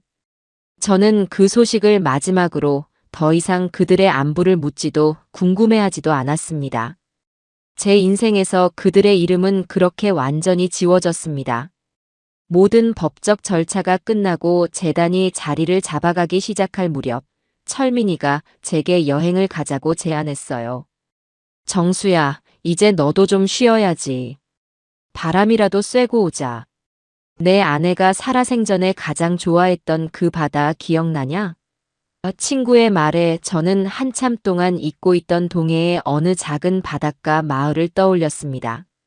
아내와 제가 젊었을 적부터 해마다 찾아가곤 했던 우리 둘만의 비밀스러운 추억이 가득한 곳이었죠. 저는 친구와 함께 며칠간의 짧은 여행을 떠났습니다. 차를 타고 동해로 향하는 길, 창밖으로 펼쳐지는 푸른 산과 들을 보며 제 마음도 조금씩 푸르게 물들어가는 것 같았어요. 예전 같았으면 옆자리에 앉아 제잘거리며 창밖 풍경을 설명해 주었을 아내의 빈자리가 느껴져 잠시 가슴이 시리기도 했지만 이제는 그 빈자리마저도 제 삶의 일부로 받아들일 수 있게 되었습니다. 목적지에 도착하자 짠내 섞인 바닷바람이 우리를 가장 먼저 반겨주었습니다. 수십 년이 지났지만 그 바다는 예전의 모습 그대로였어요. 끝없이 펼쳐진 수평선, 하얗게 부서지는 파도, 그리고 끼룩거리며 하늘을 나는 갈매기떼까지. 저는 친구와 함께 아무 말 없이 한참 동안 백사장을 걸었습니다. 발에 닿는 모래의 감촉과 귓가를 스치는 파도 소리가 지난 시간 동안 제 안에 쌓여있던 긴장과 슬픔을 조금씩 씻어내주는 것 같았죠. 그날 밤 저희는 바다가 보이는 작은 횟집에 마주 앉아 소주잔을 기울였습니다. 철민이가 먼저 입을 열었어요. 고생했다, 정수야. 정말 고생 많았어. 내가 이렇게 다시 일어서줘서 내가 얼마나 고마운지 모른다. 저는 말없이 잔을 채워 친구와 부딪혔습니다. 쓰디쓴 소주가 목을 타고 넘어갔죠. 철민아. 만약 내가 없었더라면 나는 지금 어떻게 됐을까? 아마 그 집에서 꼼짝없이 죽음을 기다리거나 모든 걸 다 뺏기고 길거리에 나앉았겠지. 너는 내 목숨뿐만 아니라 내 남은 인생 전부를 구해준 거야. 그런 소리 마라. 친구 사이에 당연히 해야 할 일을 했을 뿐이다. 오히려 내가 내게 고맙다. 내 덕분에 내가 아직 이 세상에 쓸모있는 사람이라는 걸 느낄 수 있었으니까. 저희는 그날 밤 아내와의 추억을 안주 삼아 많은 이야기를 나누었습니다. 아내를 처음 만났을 때의 설렘, 결혼 생활의 소소한 기쁨과 다툼, 그리고 아내가 얼마나 지혜롭고 따뜻한 사람이었는지에 대해서요. 이야기를 하면 할수록 아내가 더욱더 그리워졌지만 이제 그 그리움은 더 이상 저를 아프게 하지 않았습니다. 오히려 제 마음을 훈훈하게 데워주는 따뜻한 난로 같았죠.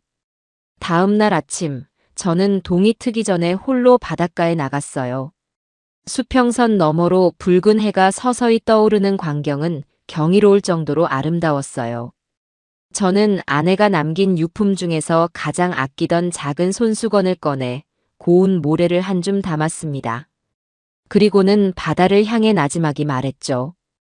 여보, 이제 정말 당신을 보내줄게. 좋은 기억만 가지고 이제는 아픔 없는 곳에서 편히 쉬어. 나도 여기서 잘 살아갈게. 당신에게 부끄럽지 않게 아주 잘 살아갈게. 제 말을 들었는지 파도가 제 발밑까지 다가와 하얀 거품을 남기고는 조용히 물러갔습니다. 여행에서 돌아온 며칠 뒤, 저는 수연복지재단의 첫 공식 행사에 참석했습니다. 독거 어르신들에게 작은 생필품과 지원금을 전달하는 조촐한 행사였죠. 작은 강당을 채운 어르신들의 얼굴에는 저처럼 깊은 세월의 흔적이 새겨져 있었습니다.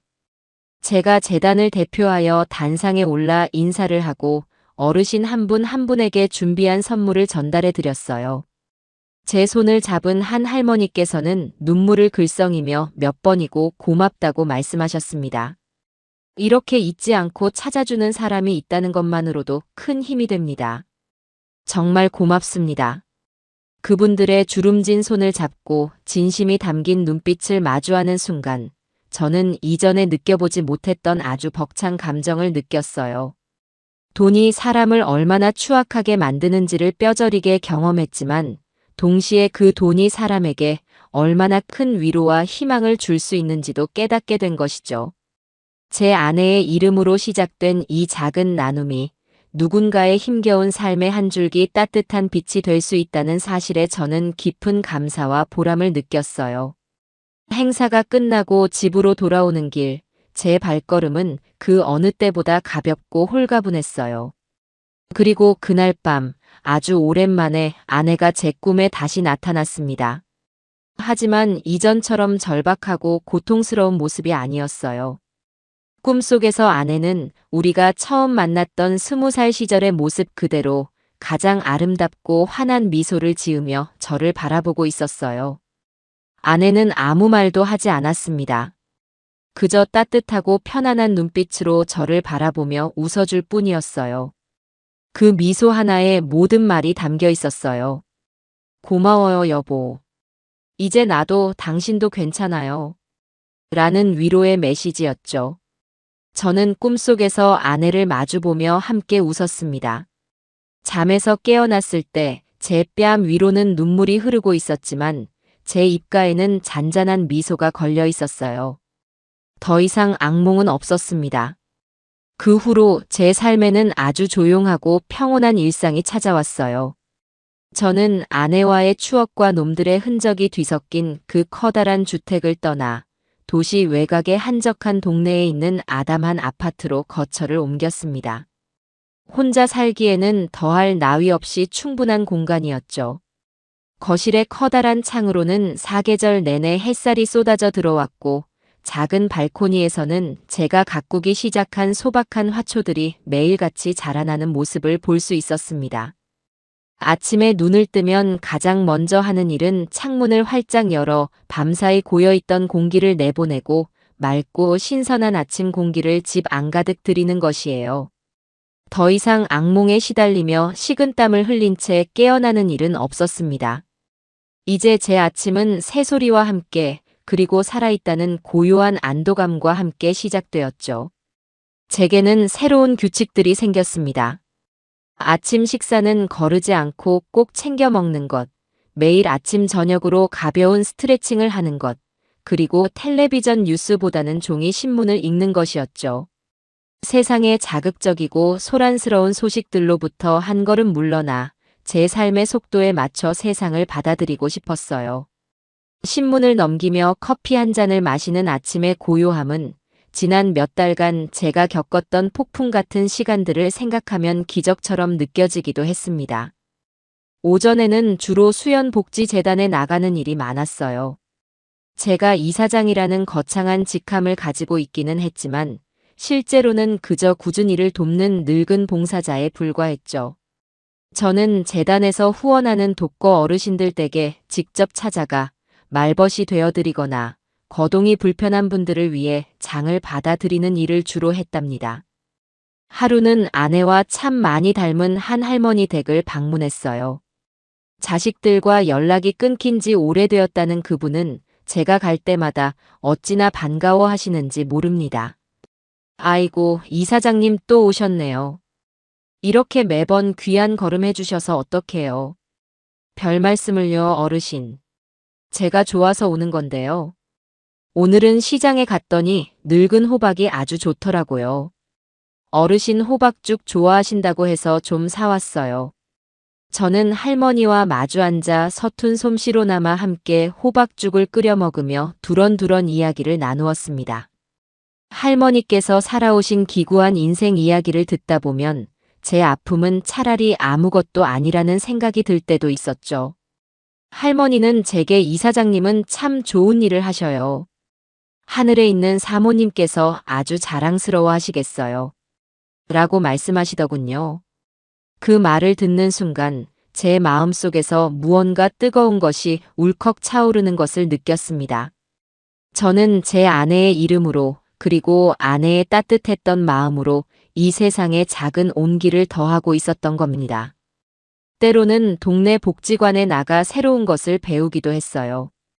젊었을 적부터 배우고 싶었지만 먹고 사느라 바빠 엄두도 내지 못했던 서에 교실에 등록했죠. 처음에는 붓을 잡는 것조차 어색하고 맘처럼 되지 않아 애를 먹었습니다. 하지만 하얀 화선지 위에 검은 먹물이 스며들며 한 글자 한 글자가 완성되는 것을 보고 있노라면 제 마음속에 복잡했던 상념들이 차분하게 가라앉는 것을 느낄 수 있었어요.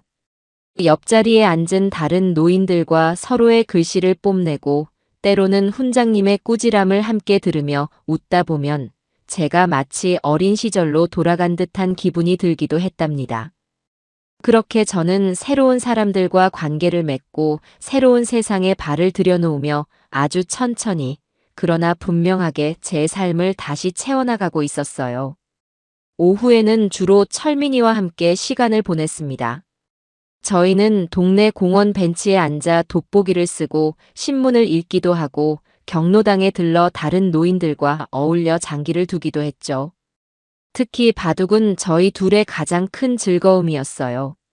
네모난 바둑판 위에 흑돌과 백돌을 하나씩 놓아가다 보면 마치 우리네 인생의 축소판을 보는 것 같았습니다.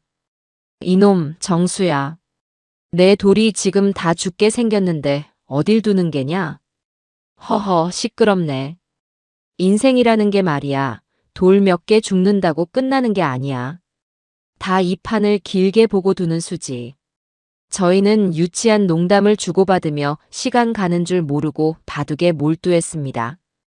바둑이 끝나고 집으로 돌아오는 길에는 늘 세상 돌아가는 이야기를 나누었죠. 정치인들 흉을 보기도 하고 요즘 젊은이들은 이해하기 힘들다며 함께 혀를 차기도 했습니다. 철민이는 제게 유일하게 남은 가족이자 제 모든 것을 이해해주는 든든한 버팀목이었어요. 친구가 없었더라면 지금의 평온한 일상은 아마 상상도 할 수 없었을 겁니다. 그러던 어느 날이었어요. 여느 때처럼 우편물을 확인하기 위해 아파트 1층의 우편함으로 내려갔습니다. 각종 고지서와 광고지들 사이에 낯익으면서도 낯선 편지 한 통이 꽂혀 있었죠. 발신인의 이름은 없었지만 편지 봉투에 찍힌 교도소의 검열 도장을 보는 순간 저는 그것이 누구에게서 온 것인지 단번에 알 수 있었습니다. 민우 혹은 시은이 보낸 것이었죠. 저는 그 편지를 손에 들고 잠시 그 자리에 서 있었습니다. 심장은 이상하리만치 평온했어요. 예전 같았으면 분노에 차올라 그 자리에서 찢어버렸거나 혹은 그 안에 무슨 변명이 담겨 있을지 궁금해하며 집에 가져왔을지도 모릅니다. 하지만 지금의 저는 그저 무덤덤할 뿐이었어요. 그 편지는 마치 다른 세상에서 온 저와는 아무런 관련이 없는 물건처럼 느껴졌죠. 저는 편지를 들고 엘리베이터를 타고 집으로 올라왔습니다. 그리고는 식탁 위에 그 편지를 올려놓고 한참 동안 말없이 바라보았어요. 제 머릿속에서는 여러 가지 생각이 스쳐 지나갔습니다. 저 안에는 어떤 내용이 담겨 있을까? 뒤늦은 사죄와 반성의 말일까? 아니면 자신의 처지에 대한 원망과 저주일까? 어쩌면 또다시 동정심에 호소하며 용서를 구하는 말일지도 모르죠. 하지만 그 어떤 내용이든 이제 제게는 아무런 의미가 없었습니다. 용서라는 것은 과연 누구를 위한 것일까요? 죄를 지은 사람의 마음의 짐을 덜어주기 위한 것일까요? 아니면 상처받은 사람의 마음을 치유하기 위한 것일까요? 저는 오랫동안 고민했습니다. 그리고 마침내 결론을 내렸죠. 제가 그들을 용서하든 용서하지 않든 이미 벌어진 일들은 결코 되돌릴 수 없다는 것을요. 그리고 무엇보다 그들을 제 마음속에서 용서하고 말고를 고민하는 그 시간조차 제게는 너무나 아깝고 소중하다는 것을 깨달았습니다. 제 남은 인생은 더 이상 그들의 그림자에 얽매여서는 안 되는 것이었어요. 저는 자리에서 일어나 식탁 위에 놓여있던 편지를 집어들었습니다. 그리고는 뜯어보지 않은 채 그대로 들고 현관 밖으로 나갔죠. 복도 끝에 있는 쓰레기 분리수거함에 그 편지를 던져 넣었습니다. 툭 하는 가벼운 소리와 함께 편지는 어두운 쓰레기통 안으로 사라졌어요. 그 순간 제 마음을 짓누르고 있던 아주 무겁고 질긴 마지막 사슬 하나가 끊어져 나가는 듯한 해방감을 느꼈습니다. 이제 정말 끝이었어요. 저는 그들과의 모든 인연을 제 손으로 온전히 끊어낸 것이죠. 집으로 돌아와 창가에 서서 멀리 해가 지는 풍경을 바라보았습니다. 하늘이 온통 아름다운 주홍빛으로 물들고 있었죠. 그 풍경을 보고 있자니 문득 아내와 함께 보았던 동해의 일몰이 떠올랐습니다. 아내는 늘 해가 지는 모습을 보며 여보, 해가 지는 게 끝이 아니래요. 지구 반대편에서는 새로운 아침이 시작되는 거래요. 라고 말하곤 했었죠. 그렇습니다. 제 인생의 길고 어두웠던 밤이 지나고 이제 저에게도 새로운 아침이 온 것이었습니다. 그날 밤 저는 잠들기 전 아내의 사진 앞에 앉았습니다. 환하게 웃고 있는 아내의 얼굴이 유난히 평온해 보였어요. 저는 사진을 부드럽게 쓰다듬으며 마치 아내에게 오늘의 일과를 보고하듯 조용히 입을 열었습니다. 여보, 나 오늘 복지관에서 서예를 배웠는데 평화라는 단어를 써봤어. 훈장님이 제법 잘 썼다고 칭찬해 주더군. 당신이 봤으면 좋아했을 텐데. 오후에는 철민이랑 바둑을 뒀는데 오늘은 내가 세 판이나 내리 이겼지 뭐야. 그 영감, 자존심이 상했는지 얼굴이 울그락불그락하는 게 아주 볼만했어. 저는 잠시 미소를 짓다가 목소리를 가다듬고 말을 이었어요. 그리고 오늘 편지가 왔었어. 아마 그 아이들 중 하나가 보냈겠지. 나 그거 안 읽고 그냥 버렸어. 당신도 내가 잘했다고 생각하지? 이제 나는 그 아이들을 원망하지도 미워하지도 않아. 그냥 내 세상에 없는 사람들일 뿐이야. 당신이 내게 남겨준 이 평화로운 시간을 더 이상 그 아이들 때문에 낭비하고 싶지 않거든. 당신 덕분에 내가 이렇게 살고 있는 거잖아. 당신이 마지막까지 나를 지켜주지 않았더라면 나는 지금 이 세상에 없었을 테니까. 당신의 그 위대한 사랑, 평생 잊지 않고 가슴에 새기며 살아갈게. 저는 자리에서 일어나 제 작은 보금자리를 둘러보았습니다. 고요하고 따뜻하고 평화로웠죠. 저는 더 이상 혼자가 아니었습니다. 제 삶의 모든 순간에 아내의 사랑이 함께하고 있었으니까요. 그러니 이제 아무 걱정 말고 하늘에서 편히 쉬어요, 여보. 나 당신에게 부끄럽지 않게 아주 멋지게. 내게 주어진 남은 시간들을 소중히 여기며 잘 살아갈게. 정말이야. 마지막 인사를 건네자 열어둔 창문으로 시원한 밤바람이 불어와 제 뺨을 부드럽게 스치고 지나갔습니다. 마치 제 말에 대답이라도 하듯 아내가 다정한 손길로 저를 어루만져주는 듯 했어요. 저는 눈을 감고 그 바람을 온전히 느꼈습니다. 제 입가에는 아주 오랜만에 슬픔 한 점 섞이지 않은 맑고 잔잔한 미소가 피어올랐어요. 저의 길고 어두웠던 밤은 끝나고 새로운 아침이 밝아오고 있습니다.